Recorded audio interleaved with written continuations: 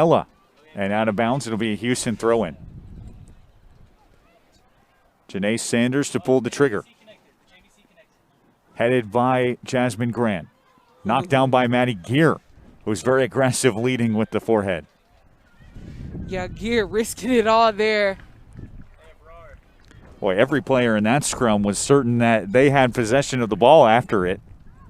Instead, it's out of bounds off of Houston. It'll be a South Florida throw-in in this tie contest as we move into the 27th minute.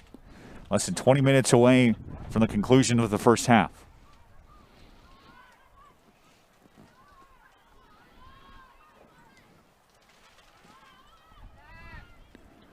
USF with the break. So win there to defend against defender there, sending it across. Gazal looks at the pop-up, right back where that last free kick ended up. And we're going to have a corner kick here for USF. Megan Kavanaugh there in the corner, a senior from Clifton Park, New York. Here comes the first corner of the day for South Florida. It comes in the 28th minute. And they're actually switching it up a bit there as Vivian Bassett is taking that corner kick, and she's the one for that first goal there. So definitely a great move by USF as she tries to send it across. This one slips loose. It was a good look for Paula Lieblich, but she couldn't catch up with it. And she retreats all the way to the near sideline. Into Sarita Thurton. Goes right at the Houston defense, and Fermanic able to clear. Fermanic there, not giving it easy today. She's playing very well, and, you know, that duo in the backfield there, Clark and Fermanic, definitely is one to remember as they try to set something up here in USF. 1-1 is the score as O'Donohue swings it back. Sent over for Pelletier LaRoche as USF works it back up top. Looking to turn defense into offense as the goal scorer Bissett sends it over from the midfield. Tapped away off the left foot of Mia Brasha. And this will be out of bounds. Tapped away off the left foot of Mia Brasha. And this will be out of bounds off of Houston. Throw in for USF. In case you're just now getting tuned in, it's a 1-1 match. 29th minute. The goals coming for Houston in the 5th minute from Jasmine Grant off the assist from Mia Brasha and Maddie DiChiara. And USF got a goal off a free kick from Vivian Bassett in the 14th minute. Here comes Iona Brown, shooting out of a cannon. She cuts back and crosses it for her teammate. Grant gets a look, but Sydney Martinez gets there first. That was a great setup by Brown. I saw her kind of hesitate a bit there, trying to assist Grant there on a potential goal, but Martinez kind of read that play there and was able to come to the ball before Grant too. But great setup, great play. Want to see more of those, especially against this USF team. It's a 1-1 score. Number 22, US. South Florida has not lost in regulation in 2021. Lieblich. And a deep hole, Amy Wynn digs it away as Houston had a 3-on-1 defender advantage. South Florida able to keep it in. Winds its way over to Sabrina Wagner, who fires, but Emma Clark says no. Thurton here trying to send it over to Gasol. Oh, that one winds up off the hands of Gasol and in the net. Yeah. From my angle, Garrett, it didn't look like that was actually going to go in there. But this win is very tricky, and I think that's why Gasol was unable to even put her hands up because she didn't even know where it was kind of landing there. Gasol gave it a great look, but these winds blowing southward at 18 miles an hour tied her up. And unfortunately, Houston finds itself in a 2-1 hole. So we're having some subs here. Izagara checks in for the Cougars. Maddie Gear, DiChiara, and Hudson all check out. Matthews checking in as well for the Cougars. Caitlin Matthews, normally a starter, plays a lot in the midfield. Bocanegra mixed it up with DiChiara getting a start as a sophomore. Here we play in the 31st minute. USF has taken the lead after Houston got the opening goal in the 5th minute. The script has completely flipped from the first 10 minutes, Paige. South Florida getting more possessions, better quality looks, and winning defensive battles. Number 11, Caitlin Matthews. Yeah, this Houston Cougar team definitely playing a bit different as they started out this regulation here. So definitely want to kind of reevaluate some things, and that's why I think we saw a couple of subs here from that prior play there, as coach wanted to kind of get some things back working here for this team. So USF up 2-1 over your Houston Cougars in the 30th minute of regulation. So glad you're tuning in, no matter where you might be doing so. UHCougars.com, Max Sports TV on our website, or on the Facebook live stream on both Max Sports TV and the UH Cougars Soccer Facebook pages. Here it's a one-goal game. Houston drew first blood. Jasmine Grant scored in the 5th minute. Matthews works it around, a takedown as Pelletier LaRoche hits the deck. Houston playing physical.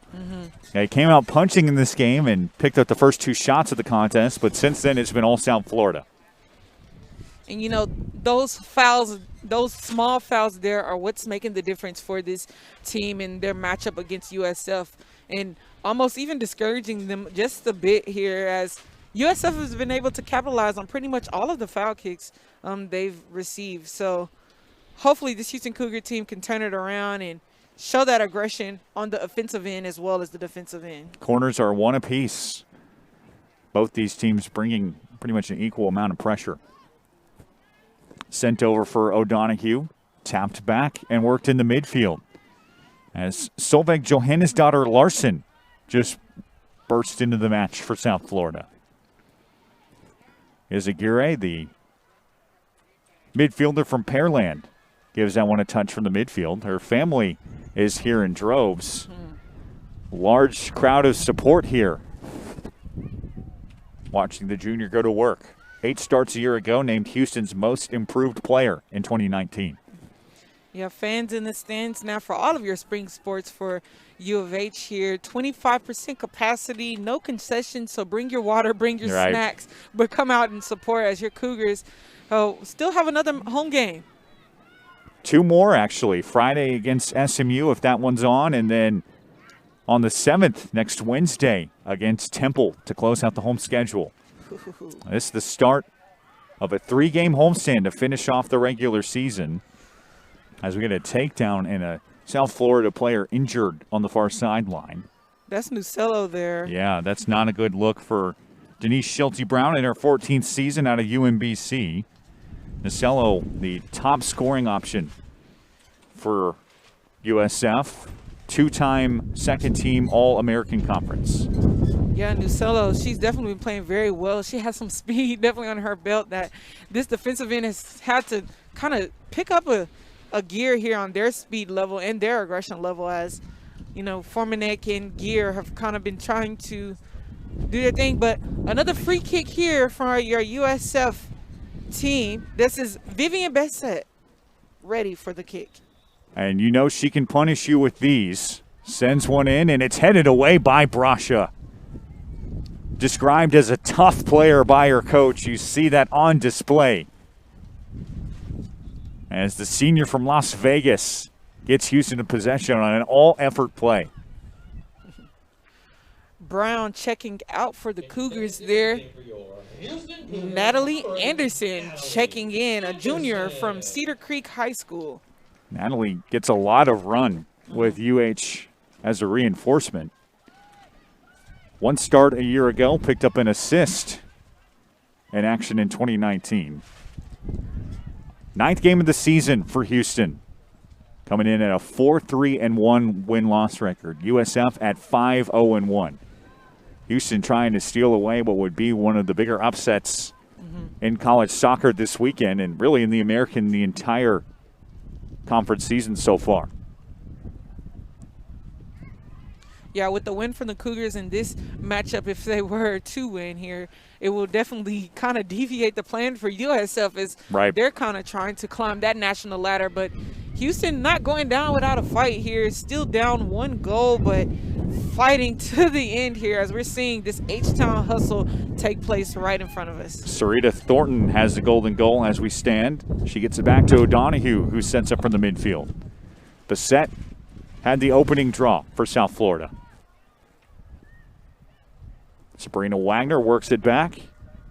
Cheyenne Dennis with the crossing pass for Madison Walsh-Schwarzenberger. So one shift I'm kind of noticing from this Houston team is they're playing away from the ball. They're not really playing attacking the ball or getting to the ball first. And that may be why this USF team is kind of able to capitalize right now in this moment, because this team is playing more of a spread defense than anything. Addie Tate, part of that trio that just checked into the match for Bocanegra. We moved to the 37th minute, less than 10 minutes away before we get a break and intermission. We'll go over some key numbers and give you the rundown on some other developments in UH athletics this weekend. As Caitlin Matthews gives it a touch from the midfield, Aideen O'Donohue sends it in. This is dangerous. Gazal cuts it off with 2 hands. And that was very dangerous there because we saw Peloton LaRoche there awaiting, trying to match up that ball there as it kind of sent across there from her teammate. But Gazal being right there when you need her. And she, I don't know if you noticed after the play, took a minute to collect herself after that one. That'll send your heart rate through the roof.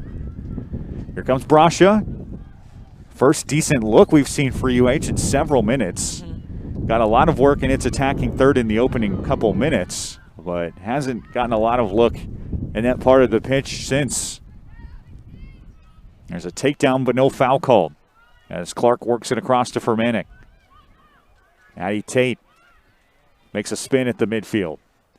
Here's a good look for Houston as the goal scorer, Jasmine Grant, swings it up for Anderson just wide of the goal mouth. And Martinez watches that one head towards the edge of Tom Tellez track. Pitching fans entering the game for your Houston Cougars, number 7, Nadia Kamasa. Nadia Kamasa checks into the match, Number 12, Lily. along with Lily Bray, a club teammate of Emma Clark. Those two coming all the way from Christchurch, New Zealand. So earlier we talked about how just this game was going to require a lot more stamina than your normal typical matchup because these teams have the similar playing styles. And we're seeing Coach Bocanegra kind of tap into his bench a little bit and tap into that depth of his team. And as we're seeing this, the bench has definitely been coming out into play. Number 22, South Florida, taking a trip west to Houston. It hasn't been easy for them today. Houston got the first goal in the match back in the 5th minute from Jasmine Grant. Cleared away by Muino Gonzalez. Johannes' daughter Larson taps it forward. Emma Clark with another rejection. Ooh. Paige, when she decides that that ball's going the other way, it is hard to get it off her foot. Yes.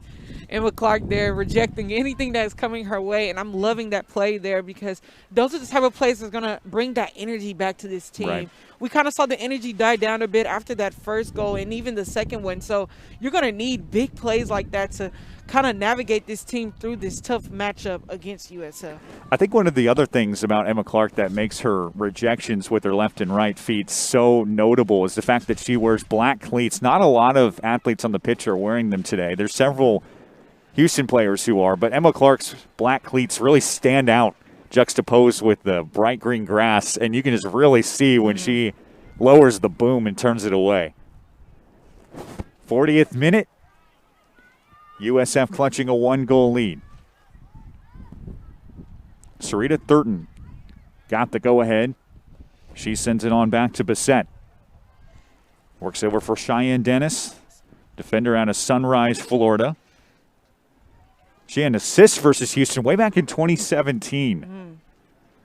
These two have locked horns several times in American Conference action. But you see here, not much not much anticipation towards the ball here. So not a lot of offensive end here for your Cougars, and that might be the trouble here. We talked about them kind of playing away from the ball here, but I believe personally that this team would do better if they kind of try to get to the ball first, because that's what USF prides itself off of. And during that first 9 minutes of the first half, we saw U of H getting to the ball first. And that's the difference that they're going to need to make here to be successful over this team. When you're playing away from the ball, you're giving USF an opportunity to set things up instead of applying pressure. That's what the word I'm looking for.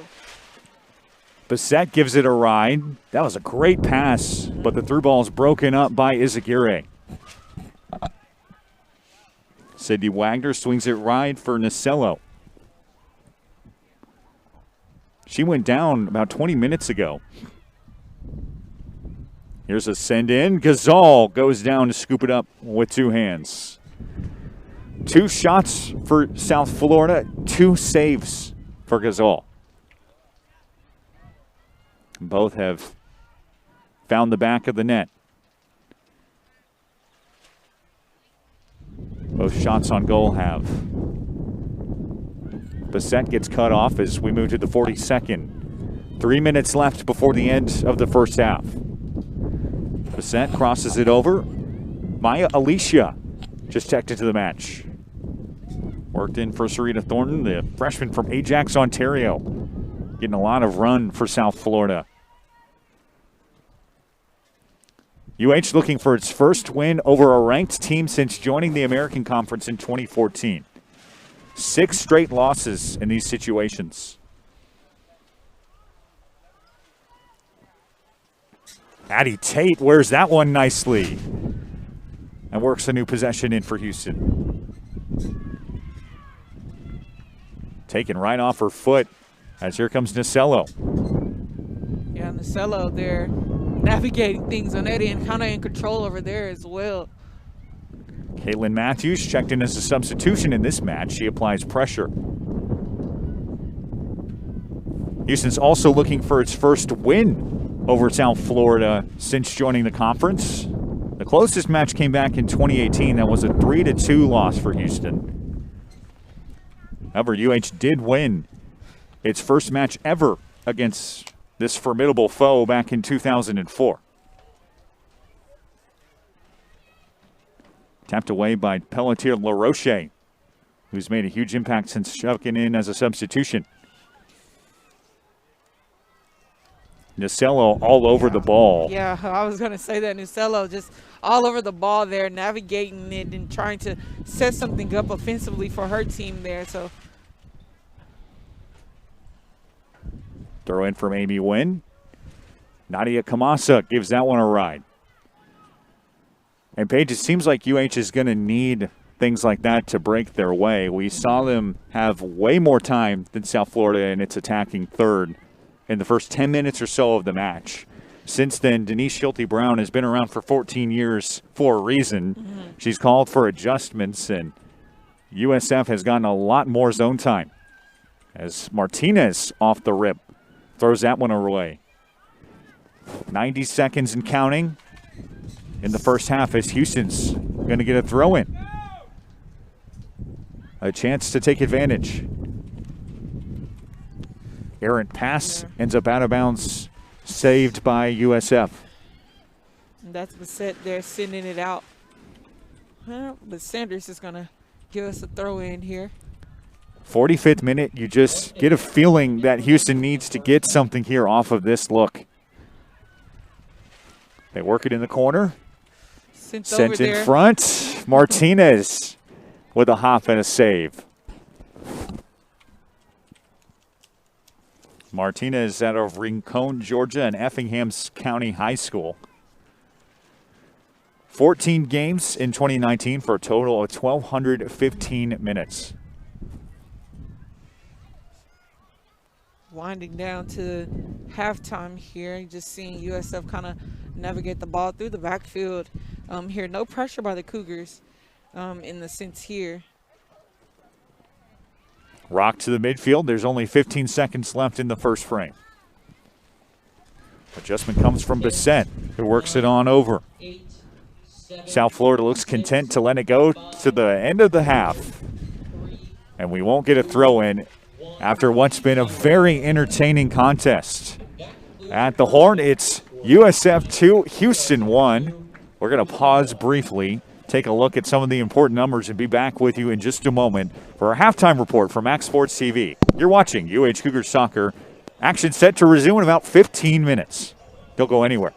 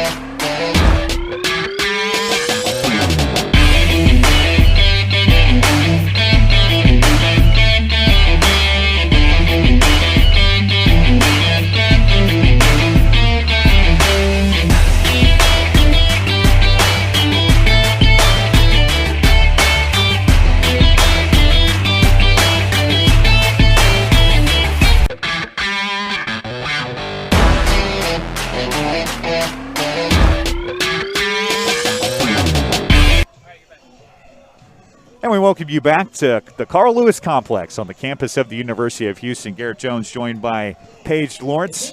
Paige, it's been an awesome first half of action. USF leads 2-1. Bulls coming in ranked at number 22 in this week's college soccer poll.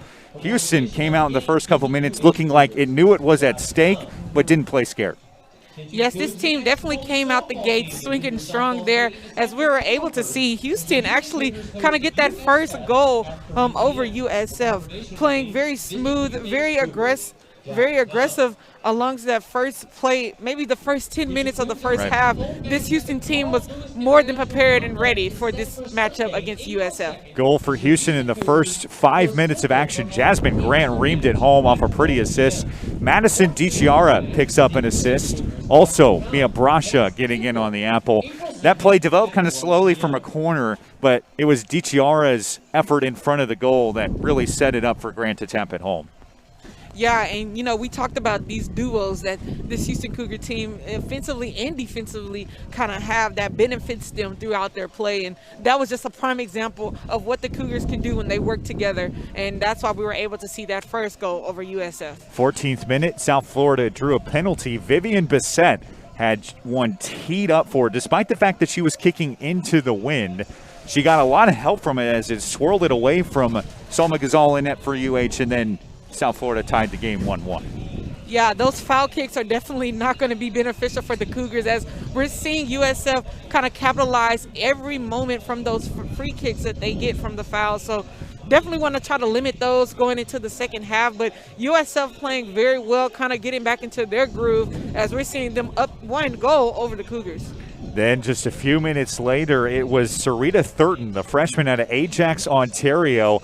Hasn't gotten a lot of playing time initially out of the gates in 2021 for USF, but she sent one in that looked like it was a through ball. It didn't look like it was supposed to be on net. Instead, it gobbled up Salma Ghazal, and again, going into those swirling crosswinds, just found its way into the net. Yeah, these crosswinds are definitely nothing to play with here at the Carl Lewis International Complex. You can even take a look at the flags on the field. They're blowing pretty strong here in both directions. So as that whirlwind continues to be a challenge against this matchup, hopefully all these teams are able to just kind of realign themselves and know that that is a factor, but put in the power that they need to make things happen for them. That's left us where we stand right now. 2 shots apiece. USF's been pretty darn efficient. How about 2 goals on the 2 chances in front of Salma Ghazal? Houston is 1 for 2. Interestingly, we've seen Houston kind of make its money this year by working balls in from the corners. We've only seen 1 corner for UH and 1 for USF. Yeah, not a lot of corners going into this game, but a lot of play both on the offensive and defensive end here for both teams, as they have similar playing styles. And I think that's the biggest challenge here, is kind of trying to play against yourself. And I think that's what these teams are doing. But USF doing it better right now, up 1 goal over the Cougars. That sets us where we're at right now on Max Sports TV Halftime Report. Hope you're enjoying wherever you might be. We want to take a look around the world for UH athletics. This is such an exciting time of year, and it's given a little extra gas thanks to the COVID impacts on the 2021 schedule. Obviously, you never want to say thank you to anything for COVID-19, but if there's one positive, it's that several sports had just run on top of each other and created a lot of fun action in spring 2021. You've got Houston Cougar baseball in action, Houston softball, Houston track and field. Obviously, Houston Cougar soccer, you're tuned in. We thank you for that this afternoon. But, Paige, taking the cake is UH men's basketball. They right now are headed to the Elite Eight tomorrow night against Oregon State, the 12th seed. Last night, they really took it to Syracuse, a number 11 seed, but that's not an easy team to beat. They're a patented defensive style with that 2-3 zone defense. A lot of bodies throw around. You know that UH is going to have some bumps and bruises, but last night's win, just a little drop in the bucket for a team that's 27-3 on the 2021 season. Yeah, and, I'm just so ecstatic, just to say the least. Elite Eight's first time since 37 years ago. Wow. And that just speaks volume to the culture that this team is consistently building. Coach Sampson and his staff are doing just phenomenal with this team on and off the court there. And Elite Eight, baby, we're here for it. Oregon State, I hope you're ready. It's a very exciting time in Houston, and as you can imagine, when you've got a team that's as successful as UH is right now, folks are piling on the bandwagon. As an alum yourself and a former UH athlete, what's your reaction to seeing the city kind of focus in on this group? It's always a beautiful sight, because if you just take a look at your Houston sports teams in general, this team is seeing pretty much the most success than anything. So definitely, hey, jump on the wagon. We'll take anyone. We're not rejecting anyone from being supportive of the Cougars in anything that they do. So I'm just glad to see it. The social media presence is there. I've been to the grocery store. It's like go Cougs everywhere. That's awesome. I just love it. I love the atmosphere. It's a beautiful sight to just see your school everywhere. Yeah, it's very exciting to see in Houston right now. And as a third party myself, I've seen the alma mater and the alumni base kind of take a similar approach. Everybody pile on. This team's making a deep run. Let's talk about Oregon State a little bit. One of the most surprising teams out of the Pac-12. They're a 12 seed all the way to the Elite Eight. We haven't seen that in years. Oregon State, come February, come early March, was not a tournament team. They were not going to make the tournament unless they won their conference tournament. So what did they do? They won the Pac-12. They ran straight through the conference. They beat Colorado, a very good tournament team itself, in the championship, led by Wayne Tinkle, who's a really good head coach. This is not his most talented team, which is very interesting. They beat Tennessee in the first round, took down Cade Cunningham, who could be a Houston Rocket very soon, in the second round. Then they topped Loyola Chicago yesterday. I'm curious, when you see that matchup, UH definitely has the advantage size-wise, athleticism-wise. I think when you just look on paper, they've got the advantage talent-wise. But how do you feel about that matchup? I think it's going to be an interesting dynamic. We should just stop talking about seeds when we talk about the March Madness, because in all honesty, Oral Roberts made it very, very far. Seed, making it to the Sweet 16. So it just speaks volume to what that team can do and what they've been able to do in this March Madness tournament. But I was actually watching an interview yesterday for the head coach, and he kind of talked about how he thinks of it as a process. He thinks of it as taking every game by step. So first it was winning that Pac-12 championship, and then it was, okay, let's go to the first round. Okay, let's advance to the second round. And we're seeing that team just kind of progress through this notion. So a team that thinks more so for the stages and not so much the bigger picture definitely is one to just kind of watch out for as well. I think you mentioned it a couple minutes ago, first run to the Elite Eight in 37 years. Those were the dominant Phi Slamma Jamma years, right? Or just a few seasons after, with led by Clyde Drexler, Hakeem Olajuwon, so many solid alums that went on to have great NBA careers, most of them for the Houston Rockets, actually. It's fascinating how that works out. But this group definitely has a different identity from that team, right? The program's gone over several different cycles, and Kelvin Sampson, who's the head coach for UH, has kind of worked his own identity with this group. And they don't play anything like those groups from the early 80s, obviously, just because Right. basketball is a very different game than that. But I also think that there's kind of a different identity, right? They stake claim to a different University of Houston here in 2021 than we saw over 30 years ago when the last time this program made it to the Elite Eight. I believe this culture of this team is a little bit different, but Right. you got to think the leadership is a little bit different. Sampson, he's had experience at the collegiate level, at the professional level in the NBA, and now back to the collegiate level, bringing it back to the city. Their mantra Right. is for the city. Right. And I think that's the culture that they're kind of building for, is doing it to the person that's next to you. And we see that this team is just very united. One of the players actually played with a hip pointer, Yeah. you know, but he's doing it for his team. And that just speaks to how much they care about one another and the culture of that team and what he has built.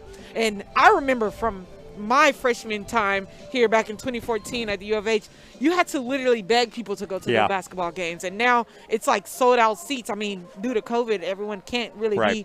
be in the vicinity. But the season prior, after making a run to the round everyone's of tuned 32, in. right? Everyone's tuned in. Everyone's like, oh, wait, Houston is doing something great. And anyone that can turn a program around in such a sense to have success Right. is definitely one to know. And I just think Coach Sampson doesn't get the love that he deserves. Very much underrepresented coach here, and he's probably one of the best in the collegiate currently. I completely agree. And you look back, and over time, his hire, not coincidentally, has helped the program move on an upward trajectory. But I think that also moving to the American Conference was great for UH Yeah. as a whole, especially when it comes to basketball. No disrespect if we've got any Rice Owls fans in the comment section or anything like that, but the Conference USA is a step lower, right, Yeah. on the basketball hierarchy. It just is. Despite there being very talented teams in that group, the American, you're up against Wichita State now. You're playing Cincinnati. You're playing Memphis, who has one of the richest basketball histories. I believe that that served UH very well moving forward in the American. If you're in the comments section on our Max Sports TV Facebook page, let us know who your favorite UH men's basketball player is as we move 3 minutes away from the resumption of the second half. Paige, who's yours? Oh, man. I'm going to have to go with Sasser. He plays. He's fun. He's very fun. He's a shooter. He's where you need him. He's not afraid to shoot, Right. Which I really love. He is a bit maybe undersized, but he doesn't let that be a factor in terms of his play here against the rest of his competitors. He's been playing very well here and giving it all he has, as he's just a very well-rounded individual, and I have to note him as I talk about the Houston Cougars and their basketball tenure throughout this tournament. Halftime at UH. It's South Florida 2, Houston 1 as they return to the pitch. We'll wrap up our discussion around UH athletics, and we thank you for watching wherever you might be tuned in. Houston baseball out actually in action as well. Yeah. They're going to be impacted by the rains this afternoon, so there's a question as to whether that game will be even worked in. UH softball also in action. They take on UCF, but back to that baseball series, they lost 2 yesterday in a doubleheader head-to-head against UT Arlington. That group's kind of changing and growing a little bit, but another one that's set its roots and is actually getting a lot of run here in the Houston area is track and field. That is a program that you're an alma mater of. What do you assess of 2021 Houston track and field? Man, men and women track and field team for your Cougars have definitely been one to watch. You know, yesterday we saw them attend a big caliber meet, Texas Relays, here, which is just everyone's dream to attend. That they performed very well. Some national contention there was Sean Mazzaguani getting that top 200 time running 20.3 there, 5th fastest in UH history. And you're seeing your jumps, you're seeing your throws. Nora Money there, Michaela Martin shattering school records just this past weekend. So this team is definitely one to watch.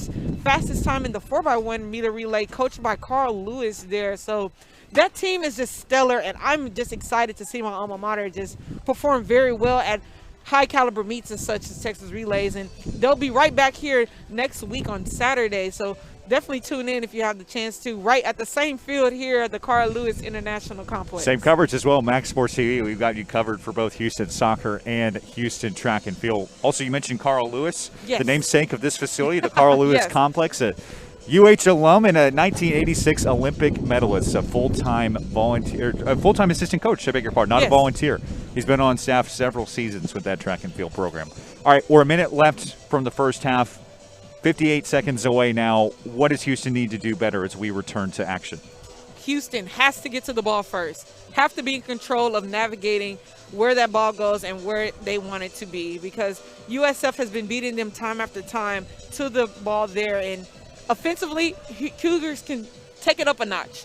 Defensively, they're doing well, communicating, kind of trying to be aggressive there, as we're seeing from Formanek there and Clark.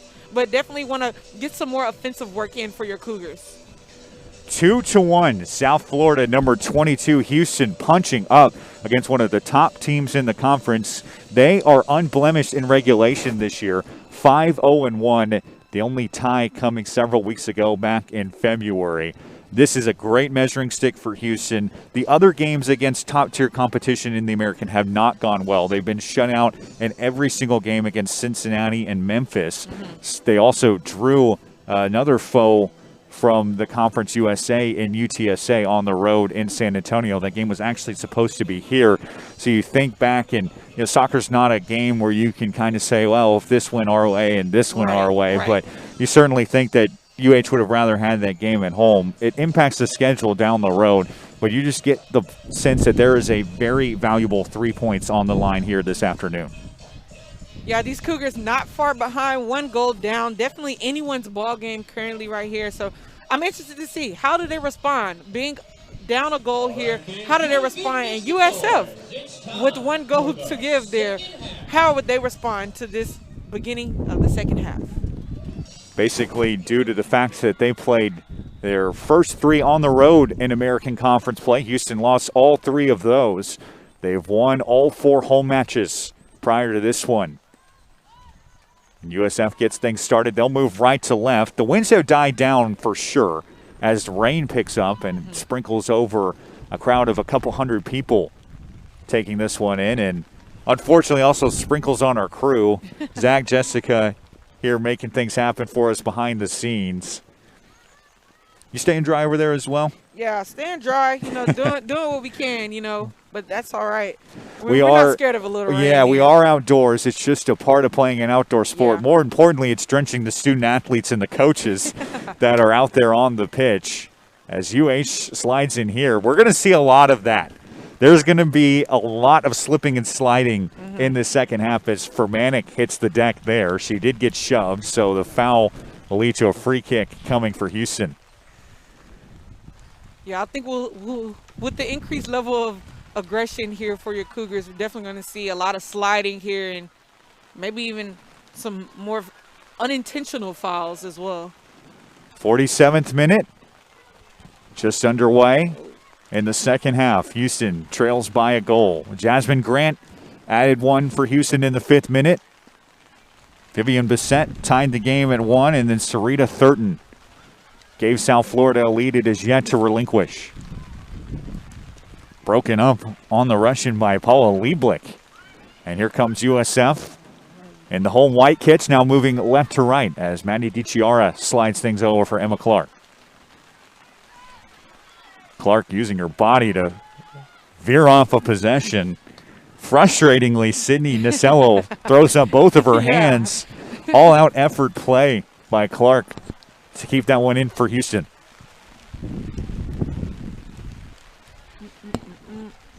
Here we go again as Cheyenne Dennis works it on over for Lieblich. Break in for Rosalia Muñoz-Gonzalez. Houston looking for its first ranked win over an American Conference foe since joining the conference back in 2014. They've lost 6 straight head-to-head against opponents in the top 25. Sent in by Formanek, wanted Grant, as that one blasted back by Vivian Bissett. Second half action from a rainy Houston, Texas this afternoon. Yeah, luckily it's not raining too bad here. So, it's not that big of a factor, but it is something to consider there. But look at this. Look out. Chipped in the net. Sydney Nasello slips away and slices that one through.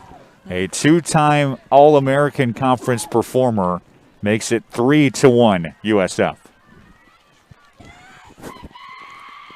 Yeah, 3-1 there. You see some body language here by your Cougars, a a bit frustrated there after that play there. Maybe a miscommunication, as we're seeing them kind of console one another through this matchup. And that was Maddie Gear there trying to console her teammate. So those are going to be important. Keeping the energy here. Down 2 goals now. You guys definitely have to realign. You played very well from the first half, so definitely want to keep those things into notion. 3rd goal of the season as Nasello, the junior from Land O'Lakes, Florida, and Land O'Lakes High School, reams one in to make it 3-1 South Florida. Work it in as Hudson applies pressure for UH. Now back to Cheyenne Dennis, who works it around. Here comes Paula Lieblick, who gives it a touch, and Megan Kavanaugh. Offsides there. Called offside. You just get the feeling that that's one that'll really knock some wind out of your sails for Houston. Led this game 1-0, if you can believe it. Jasmine Grant got things going for the home team in the first 5 minutes of action. Vivian Bissett added one in the 14th, and then it was Sarita Thurton in the 31st minute, making it 2-1 off a penalty. Nasello's goal coming in the 48th.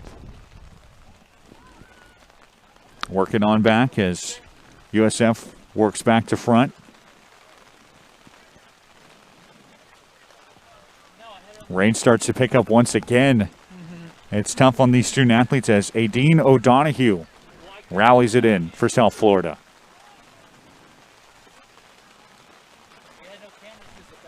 I'm curious, Paige, as a student athlete yourself, do you like performing in the rain, or is it something that is just an instant nuisance? Definitely provides a different effect to the game. And I think in a sense of this, it just brings more energy, makes you want to just play, makes you want to play just a little bit harder for some reason. I don't know, if you think about a movie and you think about the rain, you know, things kind of change. So definitely can see that being a factor here for the Cougars if they let it be.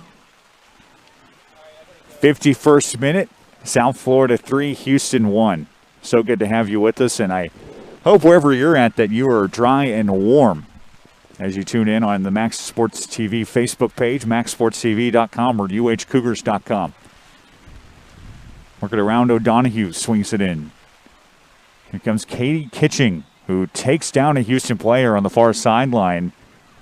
It looked like DiChiara trying to sell the play and affirming that she drew that foul call.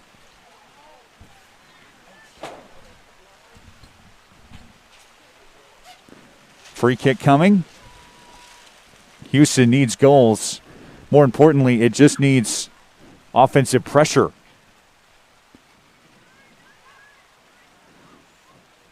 Jasmine Grant works it over. Here's Houston's best look in the attacking third this half. Sanders there calling it. Janae tries to win the one-on-one. Broken up nicely by Megan Kavanaugh. We'll have a corner kick here for your Cougars as Brashaw gets ready to set it up. So corner kicks being U of H's bread and butter here, potentially setting up a goal opportunity, a great look here for the Cougars. This will only be the second CK for the match. Yeah, you mentioned the bread and butter. Houston's over 30 in just 8 matches, which for those who might not know, that is more than a lot. Headed in here, Grant has it blasted away. It's still in for Houston, and Brasha recovers in the attacking third. Trying to win a one-on-one battle. This one's out of bounds. Last touch by USF. And Brasha wanted to toss that one quickly to keep going. Try to capitalize on some of the momentum. We got some subs here for the Cougars as they are checking in. And Paige, that wasn't something that we saw early on. Caitlin Matthews checks back in along with Ava Alanis. Alanis checking in. The freshman from McAllen, listed as a defender, is Alanis, as that one was broken up by Brasha. Janae Sanders tried to chip it in for Grant, but it's cut off. clock here, trying to set it up to 4 minutes. Tapped away, and Sabrina Wagner works this one around. Here comes Sydney DeCello. Working on over a touch for Zamilla. 54th minute, USF has scored 3 unanswered as bodies hit the floor. Turnaround for Muino Gonzalez. Wagner with the touch right on the midfield stripe. Over for Cheyenne Dennis. USF, a Sweet 16 appearance a year ago. Victories over Washington in the first round. Brown there. Ziona, all-out effort. Yeah, Ziona's definitely not going to go down without a fight here. Right. And we're seeing her all over the field today, but that's needed for this team as she's definitely essential to the success of this team as well. In our conversation with him on Friday, head coach Diego Bocanegra mentioned that Brown was kind of a wild card, right? Everybody's seeing her for the first time. After that transfer from Baylor and a calf injury. So this is the first time that this Houston Cougars is getting a sense of who Brown actually is and what she can do. And she's definitely showed her talents. Tied for second in goals for UH this season after Jasmine Grant has taken the lead in that category with her 4th of the season, coming in the 5th minute this afternoon. We're seeing the Cougars be a bit more aggressive to the ball here, trying to win those one-on-one battles. But USF here in control thus far. Dangerous here. Gazal comes up and handles it in Houston's box. Yeah, that's a dangerous play for Gazal because the prior goal came from just a similar play of such, but unable to get to that ball first. So dangerous play, but Gazal, right person, right time. Working on over for Matthews on the far sideline. Will be a South Florida throw-in. 16-5 a year ago for USF. They're 5-0-1 in play in 2021. Make that 21-5-1. Just a dominant force in this conference. Ziona has it rejected by Cheyenne Dennis. The Sunrise, Florida native says no. Work it around. Houston pushes and going over the top. Matthews, all-out effort will lead to a throw-in. It'll stay with Houston. Credit the effort there from Caitlin. Yeah, Matthews is actually looking for a foul call there, but no foul call there. Just throw in for your Cougars.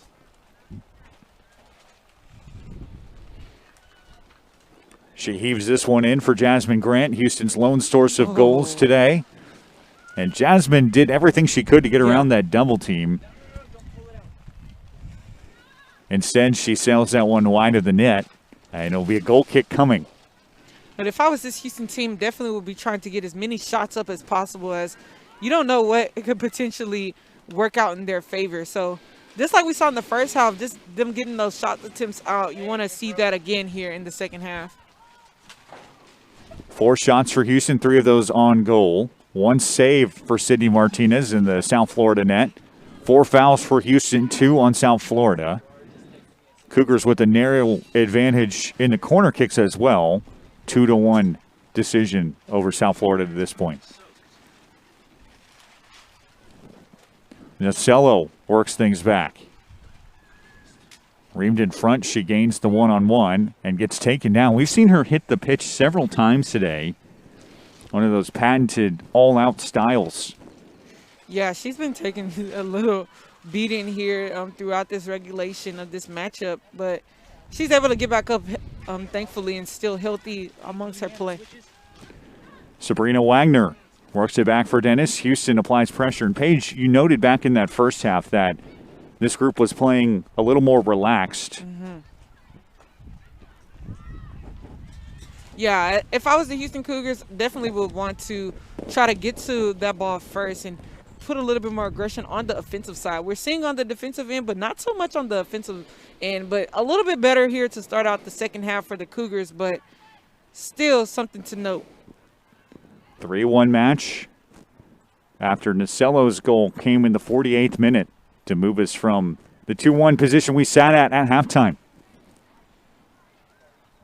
Rolled away from Emma Clark. Toss incoming as Wagner works around sporting the bright orange cleats. I think those are the only unique cleats that we've got on the pitch right now. I haven't seen any other ones all day that aren't at least somewhat geared toward team colors. Maybe some lucky spikes, maybe. Yeah. Something of that nature. This one's out of bounds. Houston will throw in. Emma Clark will pull the trigger.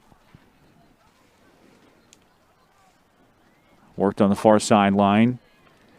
Katie Kitching back in the match. Pokes it away for USF.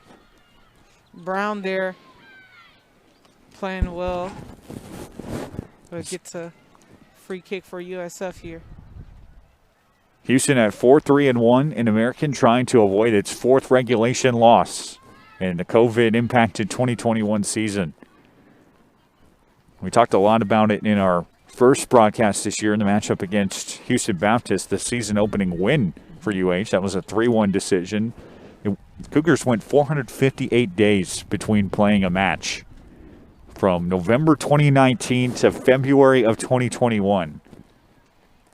Already approaching their win total from all of 2019, however. That was a 6-14 campaign for Bocanegra and company. Dug out by Matthews, poked away by Bissett. And Page, in addition to the goal tonight, she's done some big things on the defensive end as well for South Florida. Yes, definitely has been just all over the field for Central Florida. Well, not Central Florida, South Florida, excuse me. But they've been able to just play very well off of her and her energy. And she's definitely not tired as we're seeing her kind of run back and forth up in the field for this team. It's a lot of Florida schools in this conference. Don't hang your hat on that one. Central Florida as well, battling Houston Cougar softball this afternoon. Brasha heads it away. This will be good for Houston if it were in the first half and they were attacking right to left, but instead they hook it around trying to set something up in the midfield. Now in the 61st minute, South Florida 3, Houston 1. Goals coming from Grant, Bissett, Thurton, and Nacello in this game.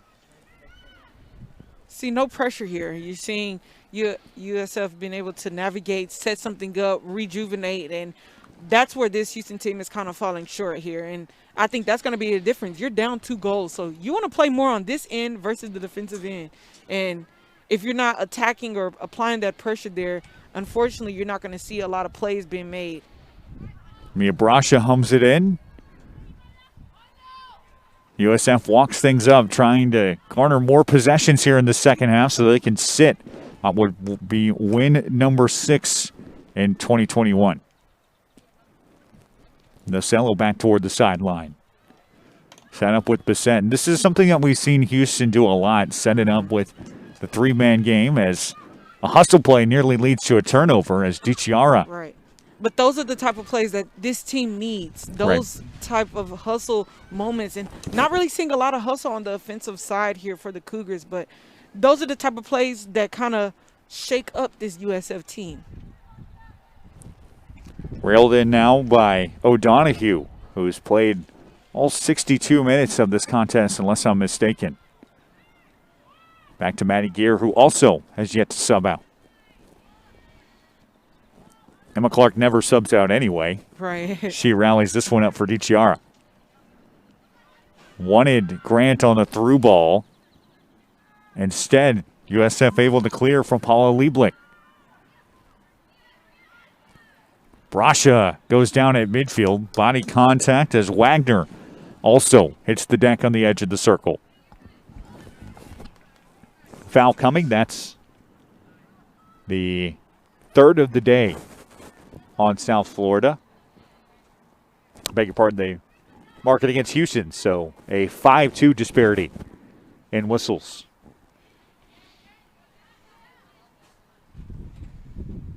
Sent in now for Dennis. Senior contributor racked up a point against UH all the way back in 2017. Yeah, this Cougar team definitely trying to play more of a zone formation here against this team, but I don't think that's necessarily needed for this matchup. Definitely want to play man-to-man in a sense of this nature for this matchup at least. O'Donohue able to swim away. Wagner. Now for Dennis. USF out shooting Houston 3-2. 2 corners for the Cougars, 1 for South Florida. With a burst of steam, this one's good for USF, but Salma Ghazal just a little better there. And Fermenic has pressure applied from Sydney Nacello. Paige, we knew she was going to be a star for the visitors in this afternoon's contest, but she is making several plays in the second half, especially after we saw her go down in the first. Yeah, Nacello playing with a little vengeance in her play style here, but we got a few subs here from both the Cougars and USF, so we'll get you an updated list on who's coming in for who there. Yeah, it's interesting. You go back to our conversation with Coach Bocanegra on Friday. He mentioned that part of his coaching style is not changing something that's working. Yeah. Well, in the first 17 minutes of the match today, Houston had things working. They led 1-0 after 5, and Bocanegra chose not to rotate his players on the pitch. Now going to Natalie Anderson and Addie Tate in reserve here in the second half. 65th minute. If UH is going to rally, it needs to start now. 25 minutes and change left in the match. Yeah, this Cougar team's going to want something. They're going to want something pretty soon here as time is kind of dwindling down here. 2 goals to try to match up to this USF team.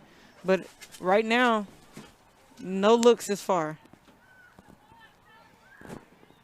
Wagner finds Dennis just south of the UH logo. Visible frustration as Lieblich was set up and it goes out of bounds off of her foot. That's the second time that we've seen USF players show overt signs of frustration, whether it's slapping the pitch or raising their arms in frustration. Part of why this team is so good is just because of the intensity that they bring.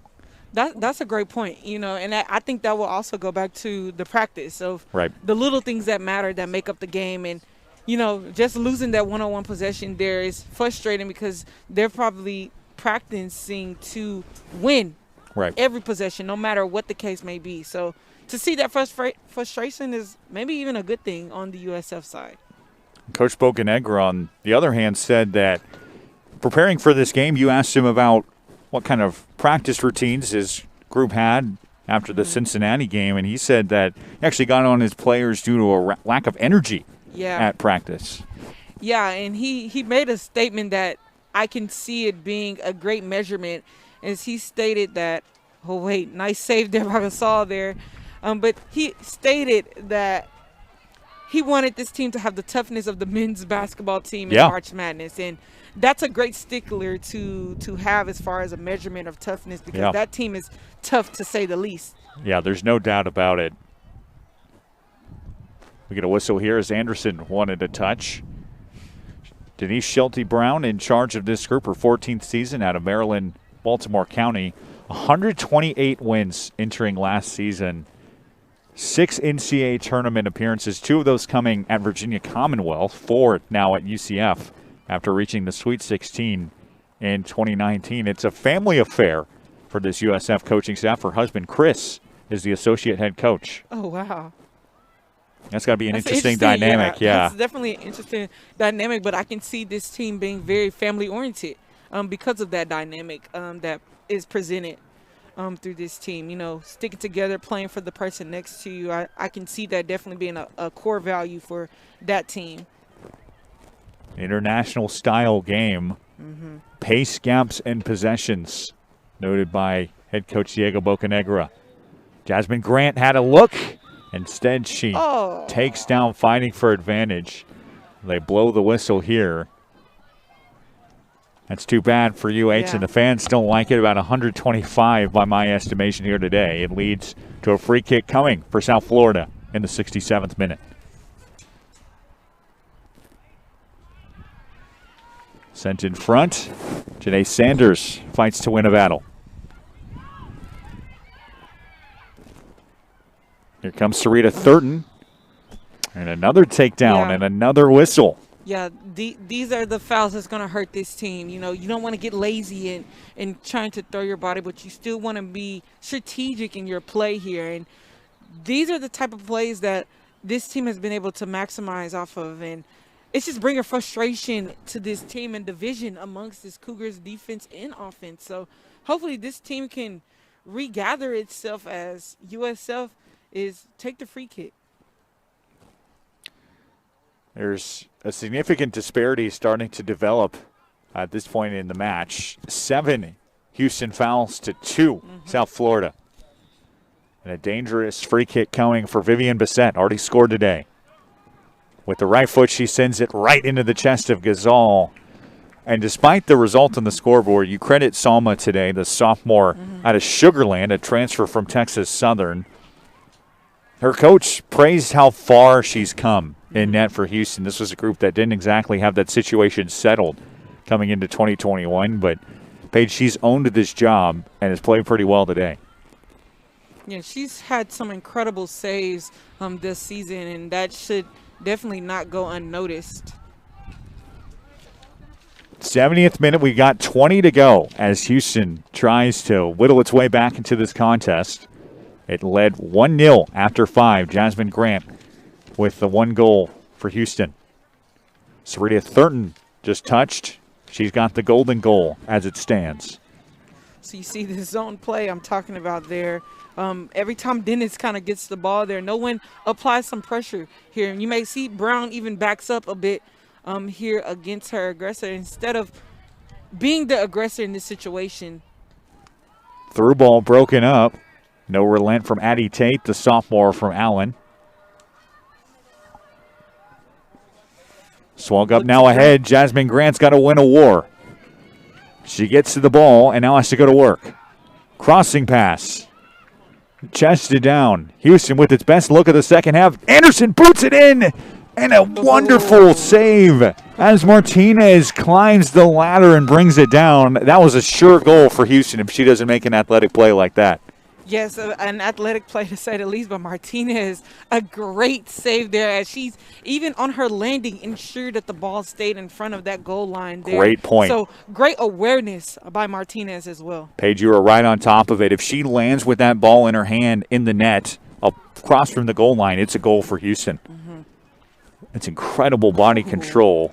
So push from the back there from USF, a very aggressive push there on your Houston Cougar as she's taking her time getting up there, but this game is getting physical. It is. It's getting good. Houston's got a chance in its attacking third. I go back to that save from Martinez. If she knocks that ball down instead of grabbing it with 2 hands, it probably slips loose and then Anderson can rush up and tap it in the net unless Martinez can get to it quickly. Just so many things had to break right for her to save that. And Houston's just a little snake-bitten this afternoon. Launched in here. Tate fights for a header. Gains possession. USF fights to get it back. Ziona Brown taken down. Here comes Jasmine Grant. Tried to win the one-on-one battle. Has it poked out of bounds off of Lieblich. And you just get the sense, Paige, that something has snapped here. Houston looks aggressive and locked in on offense. And you go back to the turning point. It was Grant getting to the ball in the attacking third. I think this Houston team is realizing that there's still a chance for them. Right. You know, 2 goals is not really that far away, but this team has to want it more than USF. Sent in by Caitlin Matthews. It's headed in off the post. Oh, man, that was a great chance. Great chance there, trying to use that curvage there for her advantage, but headed out there. So another attempt here for the Cougars is another corner kick. That was fun. Let's do it again. Here comes Caitlin Matthews, sent to send it in with the left foot. Curled in. 50-50 ball taken down by Martinez, who emerged from the mass of humanity, pulling away with that ball. And she rallies it all the way backward. Gazal gets sent up from Sanders. It's turned over, and now it ends to a USF rush.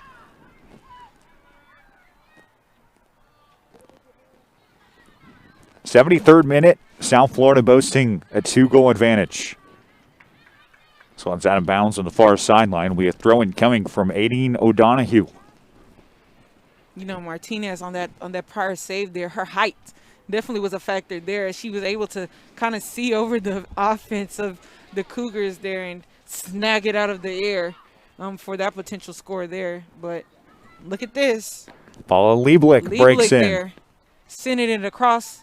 Headed away by Clark. And I go back to the Houston offensive work there on the other end. This is a group that gets a lot more corners than its opponents. 4-1, the decision there so far over South Florida. Amy Wynn checking in there for your Cougars, awaiting a throw-in here from Sanders. Oklahoma State transfer, a huge part of what Houston does from the center back position. Addie Tate sees this one taken off her foot, and Gazal has to come up, aided by Fermanic, and pull that one away. Fermanic there just defending, keeping the defender away, so Gazal was able to retrieve that ball there. But Sanders, another throw-in for the Cougars. Waiting, trying to set something up. Maybe looking for Brown here on this throw. She tries to get it to her, but a better play by Fanny Pelletier-LaRoche all the way from Quebec to poke that one away. It's going to be USF throw-in here. Edging into the defensive end for your Cougars. We're in the final 15. Something needs to happen quick for UH. And now it goes, so Gazal will send it back. USF has not lost in regulation this year. Houston has not lost at home in 2021. Something's got to give. Yeah, something's going to give with this game, as this match is not over yet, as both teams still playing very well here. Houston came running out of the gates. Since then, it's pretty much been all USF. 3 unanswered goals coming first from Vivian Bissett, then from Sarita Thurton, and Sydney Nacello as the one that we've seen get in the net in this second half.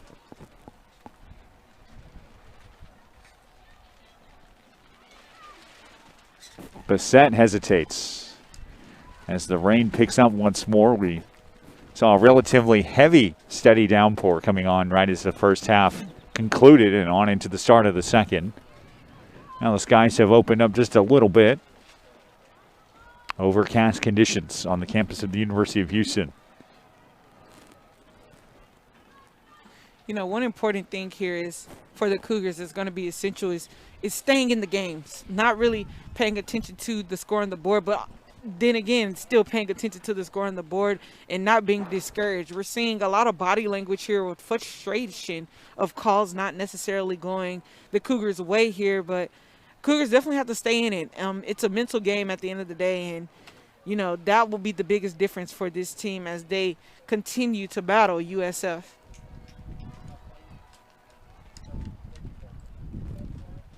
Throw-in coming for the Cougs on the far sideline. Jasmine Grant has the lone goal for Houston today.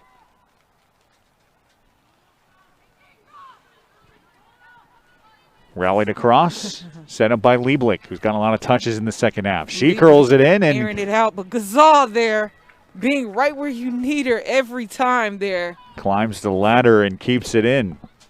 That stays where we're at. It's 3-1 South Florida in the final 13 minutes plus of this game.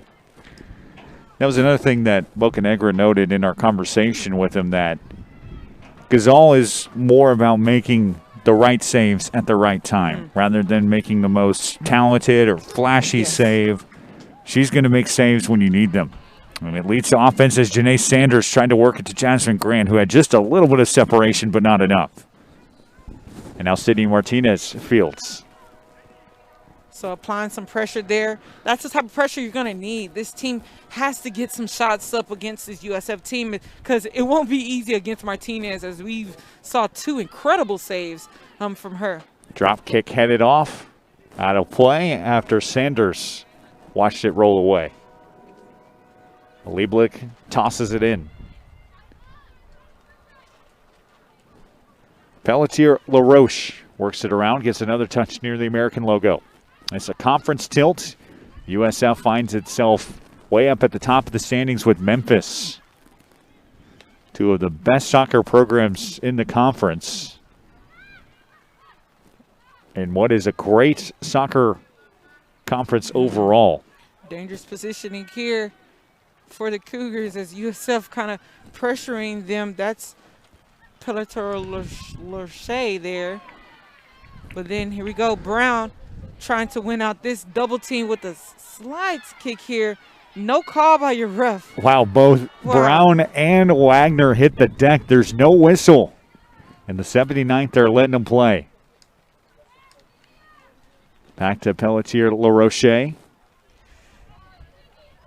Wagner taps it up top. Bassett. USF trying to wean down the clock.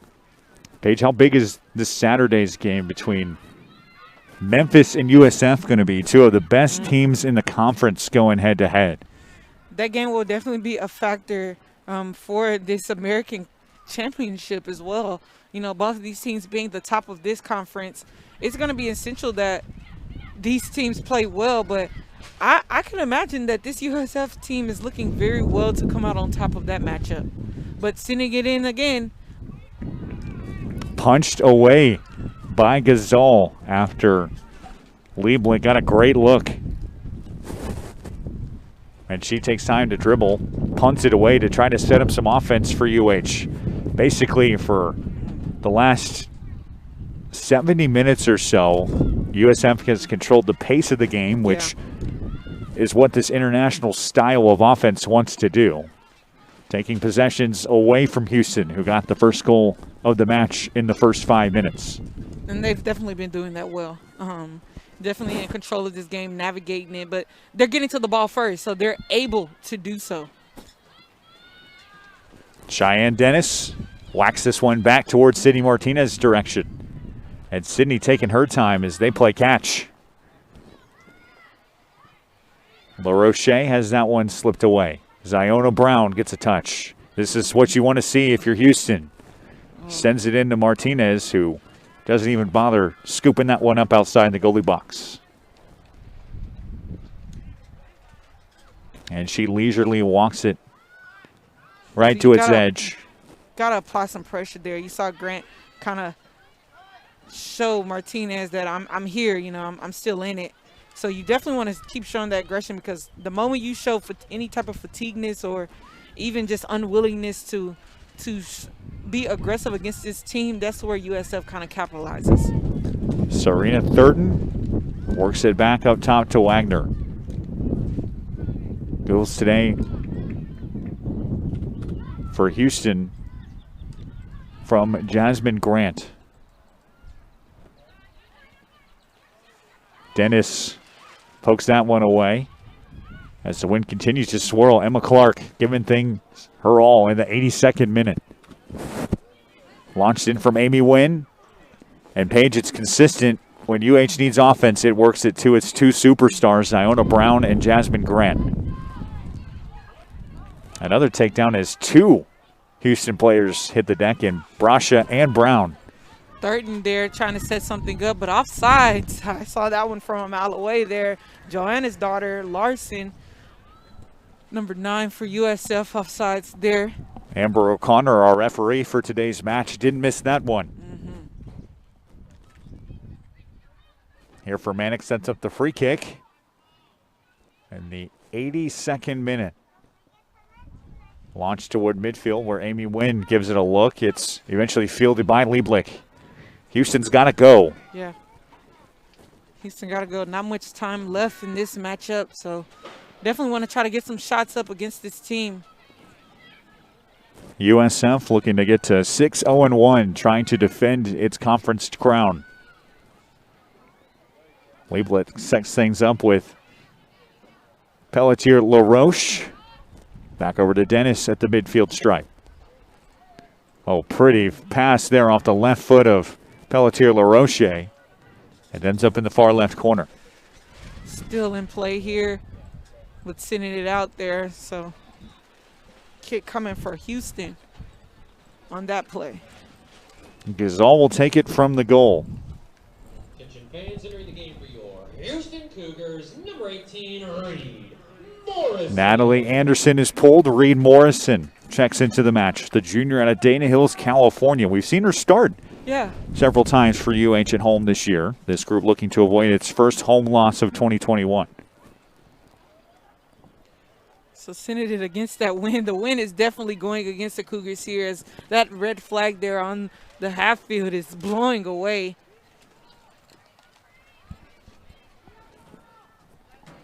It's a 3-1 match as we play in the 84th minute.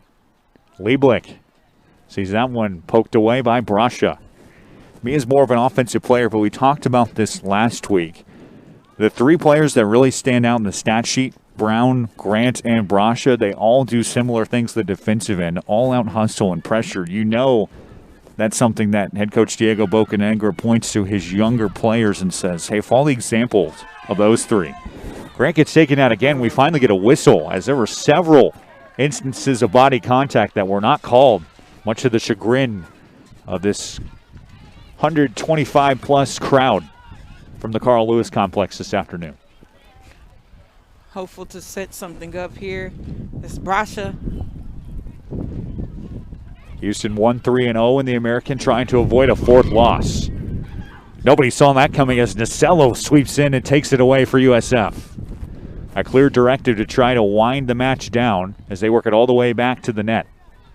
And that one blows up in their face as Thurton watches an errant pass go over her head.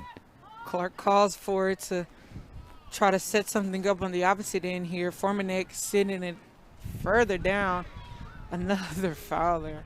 She gets clobbered, but Matthews rises to her feet. And Paige, you see a clear sense of urgency from Houston, even as they set up throw-ins and free kicks, that they just need to get to the ball quickly. Yeah, they have to get to the ball quicker. That's the only way that this team will see any success against this USF technical team. Free kick coming. Launched off the right leg, sent in. Grant separates, but Martinez climbs the ladder once more. Yeah, Martinez using that height there and that such athleticism we're seeing from her there with these saves against the Cougars' attempts.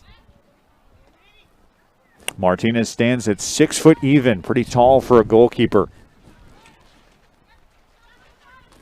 Pelletier LaRoche up to Lieblich as we play in the final 5 minutes. 86th from Carl Lewis.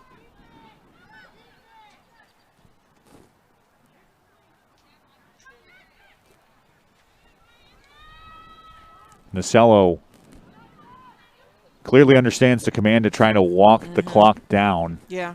Putting on extra moves to try to keep the ball away from UH and limit possessions. Yeah, she's definitely been playing well, you know, navigating. I can see her being a leader of this team as well, because she's kind of having to navigate throughout Houston's defense, and even just on the offensive side, she's just been playing very, very well today. Goal for her in the 48th minute. That's all that we've seen in the second half. Kind of got the feeling that this was going to be a 1-1 or a 1-0 match, but USF turned it on when it's needed to, especially after Houston dominated those first couple minutes. Number 6, Kayla Izagiri. Kayla Izagiri with a big contingency of support, the Pearland native. Nadia Kamasa back in the match as well. We saw her score the last time we were here against Tulsa.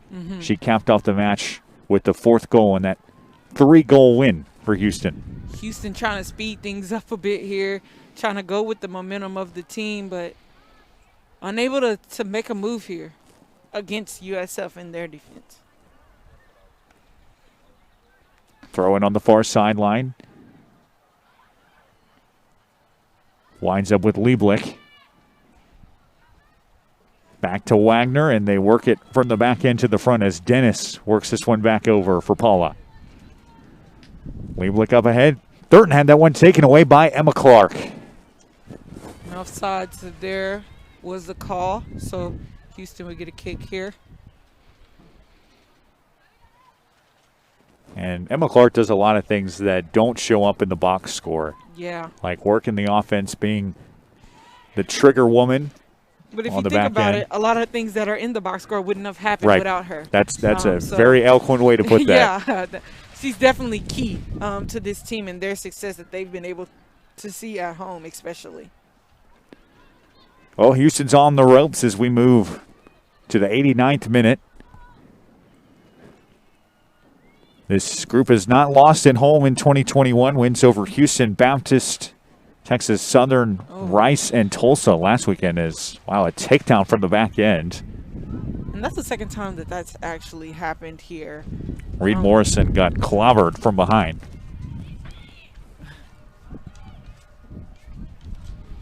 Wind kind of picking up a bit as Garrett's papers is kind of flying here. It's added an interesting wrinkle Yeah. to today's match. We obviously had a lot of rain back at the start of the second half. It came down pretty heavily. The fans stuck this one out. Some left at halftime. Save again by Martinez. She has been prolific as Houston got a great look. Still got a chance here. They swing it in front, and it's knocked away by USF. A good look by that Houston Cougar team there. Martinez has seen 4 shots. She's saved 3. Allowed the one to go in less than 5 minutes into this contest. As the last 60 seconds tick off of the clock today, it certainly looks like Houston, barring any kind of miracle, is going to come up short again and fall to 1-4 in the American Conference. Paige, what was the difference between these two today? Didn't really see a lot of offensive aggressiveness from your Houston team here. USF all over the place, both defensive and offensive sides here. Houston started off very well in this matchup, but USF just turned it up a couple notches and definitely showed their technique today on the field. 20 seconds and change left to work with as USF plays keep away. And Nacello, no doubt the player of the match. She's used her physicality to separate and set up a goal. 3 unassisted goals for USF on the afternoon, and as the buzzer sounds, that's more than enough to take care of UH this afternoon. Got to be a disappointing end for Houston today, but as we welcome you back here, wrapping this one up on Max Sports TV. Garrett Jones and Paige Lawrence. Houston gets a goal in the first 5 minutes of the match. It was a promising start, but then things started to unravel against a team that is elite on a national scale. You know, as Coach Buckenegger, I definitely believe he was pleased with how the team played within the first half, but this second half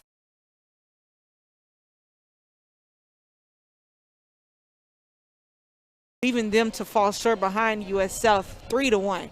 Goals for USF from Vivian Bissett off a free kick. Sarita Thurton added one in the 37th minute, and then Sydney Nacello added the 4th and final goal that we saw this afternoon.